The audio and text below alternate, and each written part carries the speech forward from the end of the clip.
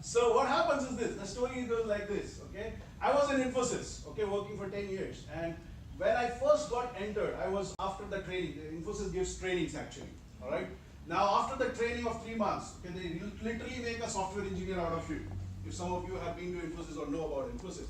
Now what happens is this, once I come out of it, I was eagerly waiting to get into a project, right? Just as a young guy, way back in 2003, 2 or 3, yeah. All right, now I'm waiting for that project, okay? All of a sudden, on the link, or that Microsoft chat box, they used to call it that, communicator, I believe. All right, I get a message called, hi. I said, wow. I said, hi, how are you doing? He said, hey, you know, finally, we have got a project for you. I said, wow, I have got a project for me. Wow, what do I need to do? Like a curious guy, right? What do I need to do? He said, yeah, we will meet and discuss. So no, tell me which technology it is, because in my mind it was going, don't put me in mainframe, okay? Whatever you do, don't put me in mainframe. My friends told me, okay, don't go into mainframe, otherwise you're gone, okay? Now, that's back of my mind. I said, which technology? He said, hey, we will all discuss about it. I said, okay, come, meet. I said, yeah, where to come? He said, turn around. You see how engineers do? I am an engineer, I don't know about you. I am a guy who is so shy. If I am walking on the hallway and I meet you, I will do like this and move. Then I will go to my desk and say hi. You remember we met in the hallway? That's how most of us do, okay? So the idea is individuals and interactions are more important than process and tools. Sounds good? What's the second one? Which team took the second one? Yeah. The working product carries more value than comprehensive documentation. Yes, absolutely. The priority has to be given to working product. Once we finish the working product, or once we finish our task on working product, then sure. Second priority should go to. Yeah. So I'll give you one more story about this. Okay. I was working for this company called Fidelity for about 5 years. If some of you know, it's into mutual fund, one of the largest organizations in the whole world. Okay.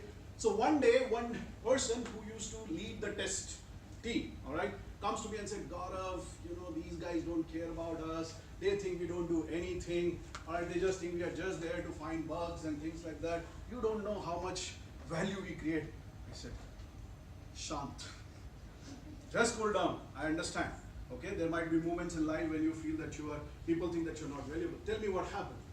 So she says that, Gaurav, this project we were working so hard. You know how many test cases we wrote? We wrote 1,000 test cases for this project, and people are not understanding our value. I said, oh really, what is this project all about, or this product all about? She said that, hey, this is an internet application, and the business didn't have much budget. So what they did is, after 1.5 years, they are going to buy a big product which will serve all their needs. But in the interim, for the next 18 months, they had some budget, and they wanted to create some minimal piece of product for them, so that they can, utilize it. So the idea was, just give something enough, so that later when they get the product, they get everything taken care. I said, oh really, very good. Oh, okay, so then what did you do? I said, hey, you know what? We tested, we had to make sure, because we are into a financial organization and so on and so forth. I said, did you try to do some automation opportunities, some regression test shoot? I said, no, that is not needed. Why? Because this is like a temporary product which we are giving, right? So that's okay.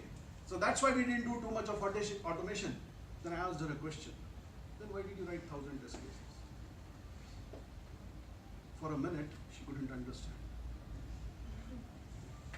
She said, what do you mean? My job is to write test cases and execute them. That's why I wrote 1,000 test cases. I said, no, I take that. But tell me, who in this organization can verify your work? Can somebody else verify really her work or her team's work? Because they are the expert. Don't you think so? They are the expert. If you wrote 1,000 or 500, who can verify? Only those people can verify. And since this is a product which you are building interimly, you really need to do that. As long as you know you are doing a great job. Do you need to be that extensive? Not necessarily. You could do bare minimum. Now, do you document? Not at all? No. Do enough. Do enough what is required. So sometimes we think, just because we have to do that, that conversation ended in that story was, she finally said that, Gaurav, why did we write 1,000 test cases? So that people understand we also work. That was the rationale. And trust me, we might laugh at this, but a lot of times we end up doing things just for the sake of doing so that people know you are working. That's not the point.